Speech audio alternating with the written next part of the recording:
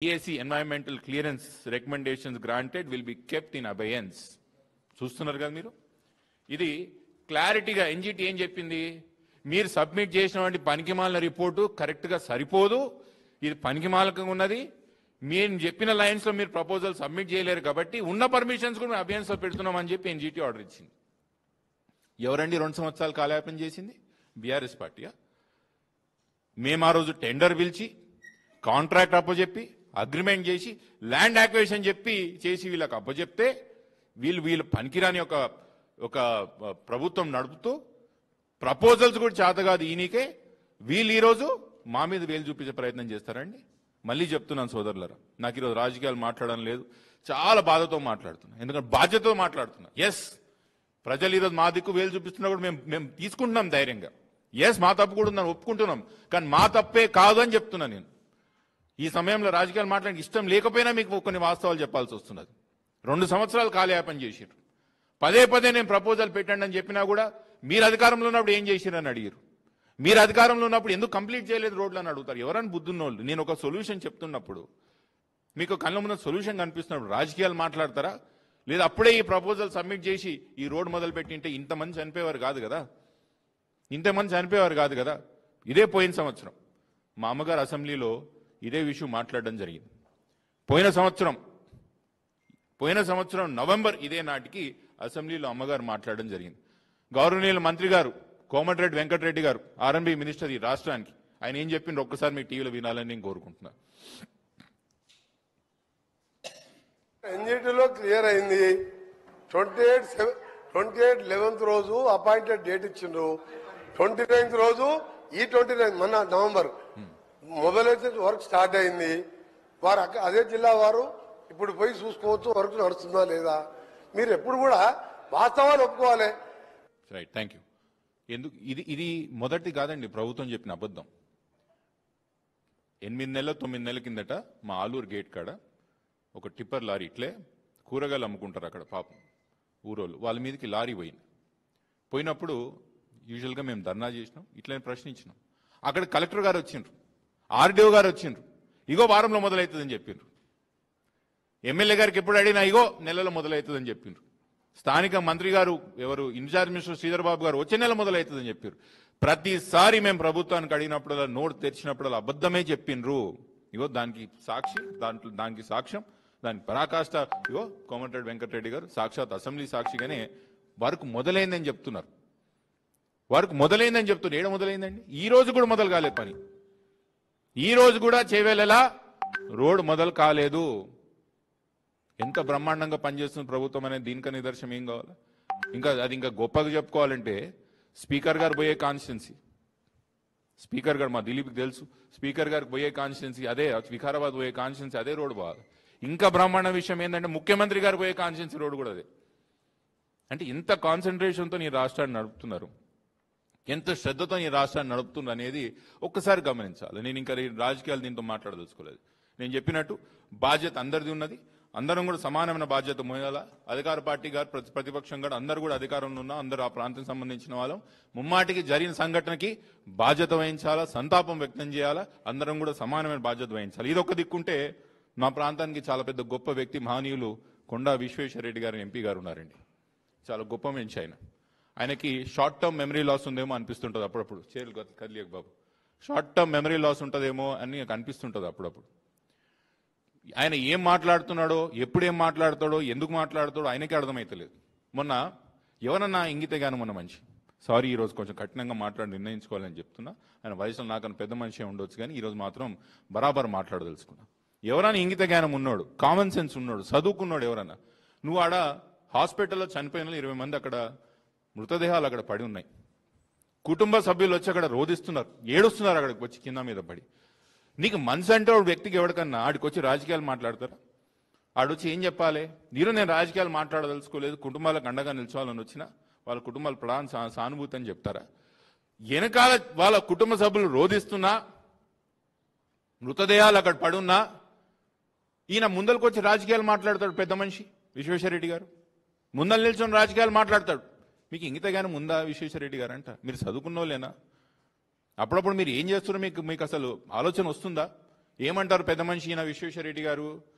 అక్కడ ఇంకా యాక్సిడెంట్ లో ఎవరు చనిపోయారో లేదో తెలియదు, ఏం చేస్తున్నావు వాడు కన్ఫ్యూజన్ తెలియదు. వాడు ప్రెస్ మీట్ పెట్టి 10 సంవత్సరాలు బీఆర్ఎస్ పార్టీ టీఆర్ఎస్ అధికారంలో ఉంది, ఇది వాళ్ళు చేయనీలేదని మాట్లాడతారు. మీకు అసలు బుద్ధి జ్ఞానం అనేది ఉందా విశ్వేశ్వరరెడ్డి గారు అంట? నేను ఏం మాట్లాడతారు? ఆ 10 సంవత్సరాలు 5 సంవత్సరాలు ఎవరండి ఎంపీ? ఏ పార్టీలో ఉన్నాడు ఆయన? అధికార పార్టీలో లేడా? అధికార పార్టీలో లేడా ఆయన? 5 సంవత్సరాలు ఆయన అధికార పార్టీలో ఉన్నాడు. ఇప్పుడు 2 సంవత్సరాలు ఆయన ఎంపీ. అదేమో నేషనల్ హైవేస్. టీఆర్ఎస్ పార్టీ ఏం చేయలేదని మీరు అంటున్నారు. మీరేం పీకిరు అంటున్నా నేను. మీరేం పీకిరు? ఈ 7 సంవత్సరాలు ఎంపీ ఎవరున్నారు? మీ బాధ్యత లేదా? నిత్యం వాళ్ళు చేయలేదు వీళ్ళు చేయలేదు, మళ్ళీ నువ్వేం చేసినావు? అవతలో ఏం చేయలేదు సరే, ఎంపీగా మళ్ళీ మీరేం చేసిరు అంటున్నా నేను.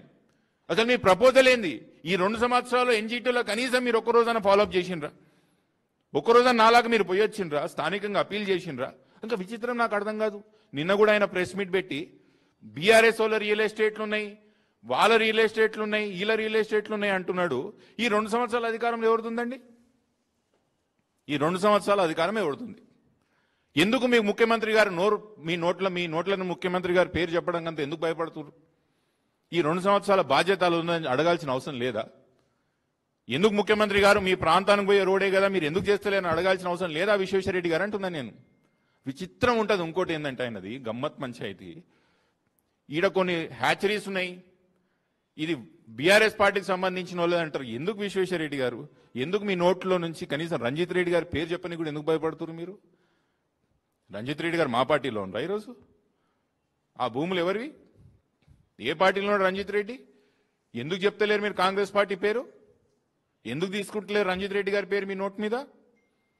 ఇదే అండి బీజేపీ పార్టీ ఎందుకు తెలంగాణ రాష్ట్రంలో కొలాప్స్ అవుతున్నది, ఎందుకు బీజేపీ పార్టీని నమ్ముతలేరంటే ఇగో ప్రత్యక్ష సాక్షి మీకు ప్రజెంట్ చేస్తున్న కేసు నంబర్ 1 విశ్వేశ్వరరెడ్డి గారు.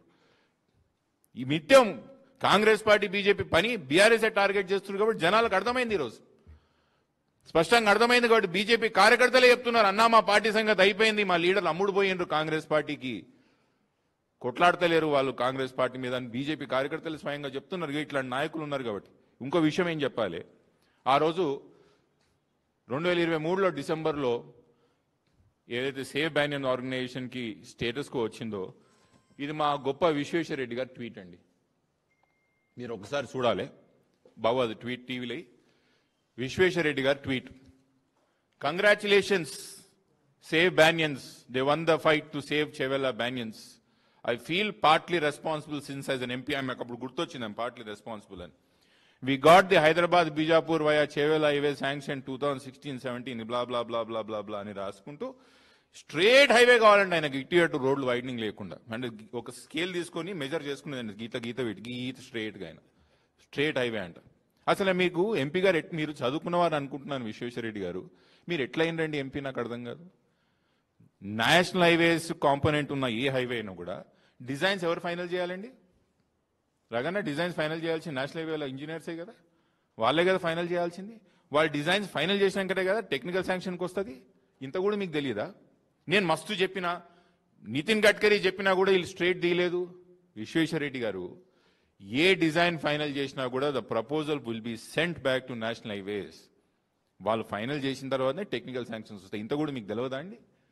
వంకర్ టింకర్ ఉన్నది, సీదా లేదు. సీదా రోడ్ ఉంటుందండి అన్న, ఎక్కడన్నా ఉంటుందా? Land acquisition straight చేసండి.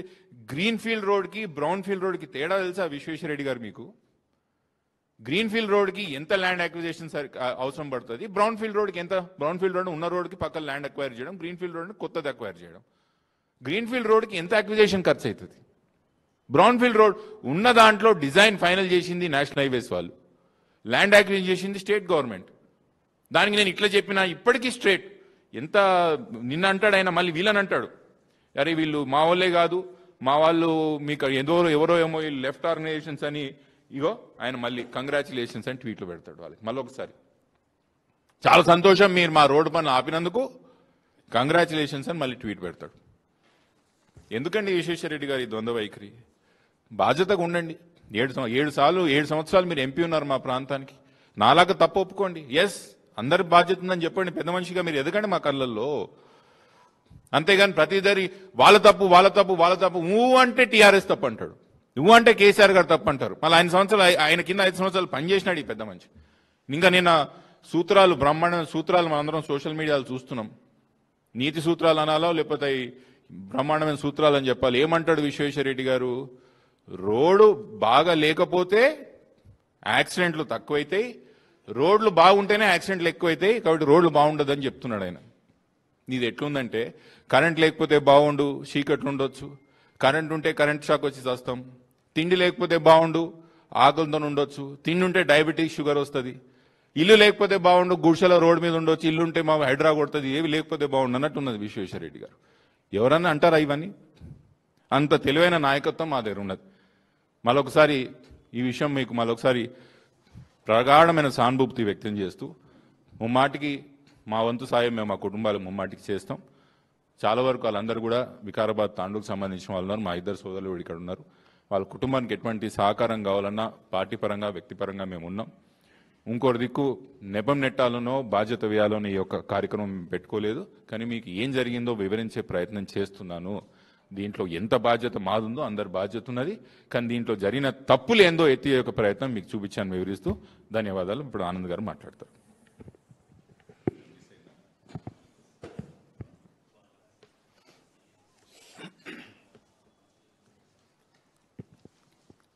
అందరికీ నమస్కారం.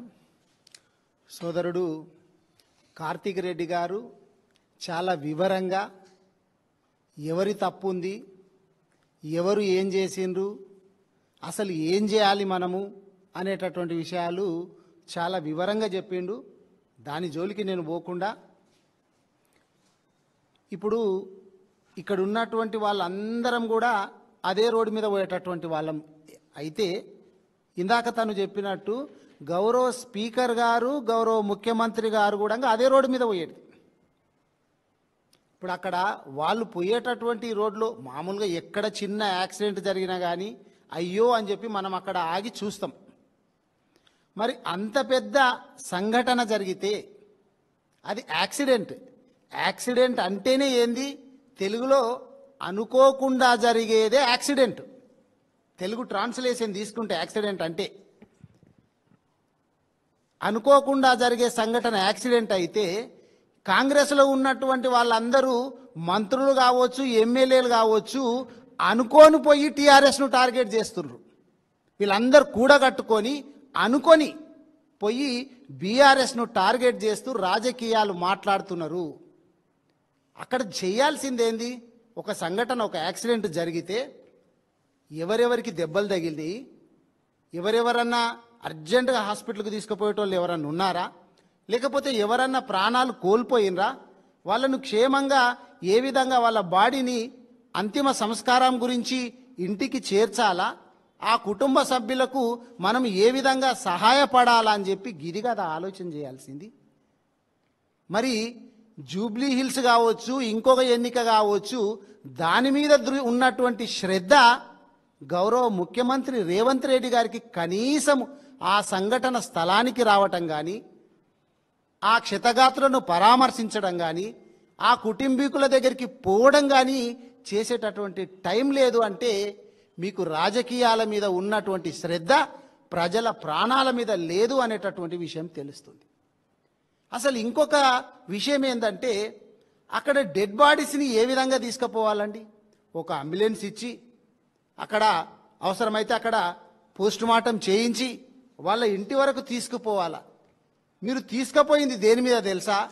నిజంగా చెప్పాలంటే మొత్తం ప్రజలందరూ సిగ్గుపడే విధంగా టోయింగ్ వెహికల్స్ ఉంటాయి కదా, అక్కడక్కడ మనము ఎక్కడన్నా ట్రాఫిక్ జామ్ అయితేనో లేకపోతే యాక్సిడెంట్ అయితేనో వెహికల్కి పెట్టుకొని టోయింగ్ వెహికల్కు దాంట్లోపల డెడ్ బాడీస్ అండి. ఈ ఫోటోలో ఉన్నది టోయింగ్ వెహికల్ లోపల డెడ్ బాడీస్ తీసుకుపోతున్నారు. అంటే మీకు ప్రజల మీద కావచ్చు, వాళ్ళ పార్థివ దేహాల మీద కావచ్చు ఎంత శ్రద్ధ చూపుతున్నారు అనేటటువంటిది ఈ ఒక్క ఫోటో. మానవత్వం లేని ప్రభుత్వం అని చెప్పడానికి ఈ ఒక్క ఫోటో సరిపోతుంది. ఇక్కడ కొత్తగా జరిగింది ఏం కాదు. ఇది కొడంగల్ నియోజకవర్గంలో కూడా ఒక బాడీని తోపుడు అరటి పండ్లకి ఇట్లా మనము తీసుకుపోయేటటువంటి బాడీ ఉంటుంది కదా, ఆ తోపుడు బండి మీద తీసుకుపోయినటువంటి దురదృష్టమైనటువంటి సంఘటన రేవంత్ రెడ్డి గారి కాన్స్టిట్యున్సీలో జరిగింది. మొన్నటికి మొన్నగా అక్కడ హుజూరాబాద్ లోపల ఒక అమ్మాయి సూయిసైడ్ చేసుకుంటే ట్రాక్టర్లో తీసుకుపోతారండి డెడ్ బాడీని. అసలు మీకేమన్నా మానవత్వం ఉందా? రేవంత్ రెడ్డి గారికి రాజకీయాలు తప్ప మానవ విలువలు కావచ్చు, మానవ సంబంధాలు కావచ్చు ఏమి ఉండవా? మీరు ఆలోచన చేసుకోవాలా? ఇంకొక విషయం ఏంటంటే ఎన్జిటి నేషనల్ గ్రీన్ ట్రిబ్యునల్ అనేటటువంటిది, దాంట్లో కేసులు వేసేటటువంటి వాళ్ళకు కూడా ఈ మనుషుల ప్రాణాలు అంటే లెక్క లేకుండా పోతున్నట్టున్నది. అరే చెట్ల ప్రాణాలు మనుషుల ప్రాణాల కంటే ముఖ్యమా? మనుషులు సస్తున్నారయ్యా బాబు. వందల యాక్సిడెంట్లు అవుతున్నాయి ఆ రోడ్ లోపల. చాలామంది కుటుంబీకులు దిక్కులేని పరిస్థితుల లోపల అవుతున్నారు. తాండూరులో చూస్తే ఒక కుటుంబంలో 3 అమ్మాయిలు అక్క చెల్లెని చనిపోయారు. ఇంకొక కుటుంబానికి సంబంధించినటువంటి తల్లి తండ్రి చనిపోతే పిల్లలు అనాథలయ్యారు. ఇగో ఇటువంటిది పట్టించుకోనటువంటి మీరు చెట్లను కాపాడు ముఖ్యమా, మనుషులను కాపాడు ముఖ్యమా? అప్పుడప్పుడు కుక్కలకు సంబంధించింది కూడా మనం చూస్తుంటాం. కుక్కలు కరిచినాయి అని చెప్పి కుక్కలు ఇట్లా పట్టుకొని పోతే కుక్కల ప్రేమికులు వచ్చేసి మనుషులు చచ్చిపోతే చచ్చిపోయి కుక్కలను ప్రేమిస్తాను, నేను కుక్కలను కాపాడుతాను ఉంటారు. వాళ్ళని కూడా నేను కోరేది ఏంటంటే మనుషుల ప్రాణాల కంటే ముఖ్యము మీకు కుక్కల ప్రాణాలు, చెట్ల ప్రాణాలు గివి ముఖ్యమా? మీరు ఆలోచన చేసుకోవాలని చెప్పి కోరుతా ఉన్నా. మన వికారాబాద్ తీసుకుంటే కూడా, మా నియోజకవర్గం వికారాబాద్ తీసుకుంటే కూడా రోడ్ల పరిస్థితి ఎంత ఘోరంగా ఉంది అంటే, ఇదే గౌరవ స్పీకర్ గారు అసెంబ్లీలో ఏం చెప్పిండ్రు అంటే, బీఆర్ఎస్ గవర్నమెంట్ 10 ఏండ్లు ఉంది, రోడ్లు బాగా చేయలేరు, వికారాబాద్కు పిల్లనియాలంటే ఇస్తలేరు, పెళ్లి చేసుకునికే పిల్లనియాలంటే ఇస్తలేరు అని చెప్పిండ్రు. మరి మీరు అధికారంలోకి వచ్చి 2 సంవత్సరాలు అయింది. ఇప్పుడు పోయి చూద్దాంపా వికారాబాద్ నియోజకవర్గంలో రోడ్లు ఎట్లున్నాయో చూద్దాంపా. మరి ఇప్పుడు పిల్లని ఇవ్వద్దు అనుకుంటున్నారా? ఇంకా వికారాబాద్ నియోజకవర్గంలో ఎవరికి పెళ్లిళ్ళు కావద్దు అనుకుంటున్నారా మీరు? నేను వికారాబాద్లో ఇంకొకటి ఏంటంటే, చాలా సంవత్సరాల నుంచి అక్కడ ఒక బ్రిడ్జ్ ఉంది, railway over bridge, ROB. Vikarabad enter అవుతూనే ఉంటుంటుంది. తాండూరు పోవాలన్నా వికారాబాద్ పోవాలన్నా అది ఒక్కటే బ్రిడ్జ్ ఉంది. అది కిందికి ఇంత కుంగిపోకుండా దానికి రంధ్రాలు పడి, రోడ్డు మీద కూడా రంధ్రాలు పడి ఎన్నో యాక్సిడెంట్లు అయ్యి చాలామంది ప్రమాదాలు జరుగుతుంటే, నేను ఎమ్మెల్యేగా ఉన్నప్పుడు గౌరవ కేటీఆర్ గారితో మాట్లాడి దాదాపు 96 కోట్లు శాంక్షన్ చేపించి తీసుకొచ్చినాం. మేము ఫౌండేషన్ స్టోన్ కూడా వేసినాం. కానీ ఇప్పటి వరకు దాదాపు 2 సంవత్సరాలు అయితే పిల్లర్లు కూడా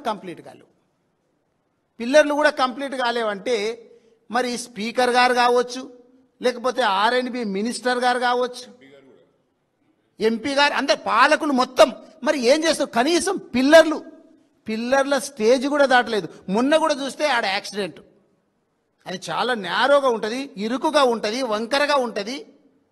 మరి మేం చేసుకొచ్చిన దాన్ని కూడా అంటే ఒకవేళ ఆ బ్రిడ్జిని కంప్లీట్ చేస్తే కేసీఆర్ గారికి, ఆనంద్కు, సబితమ్మకు పేరు వస్తుందని చెప్పి మీరు చేస్తలేరా?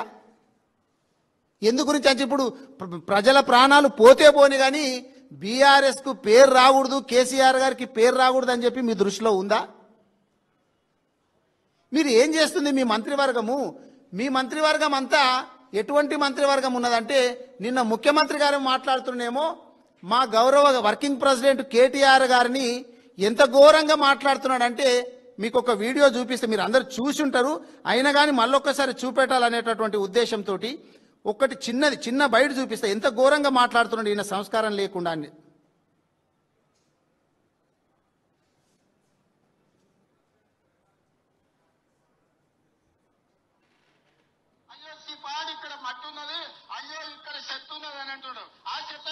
మున్సిపల్ మంత్రి ఉన్నాడు కదా 10 ఏళ్ళు, ఈ చెత్త పెరగడానికి, ఈ మోరీలు నిండడానికి, ఇవన్నీ సర్వ దరిద్రాలకు, సర్వ రోగాలకు కారణం వాడే కాదా?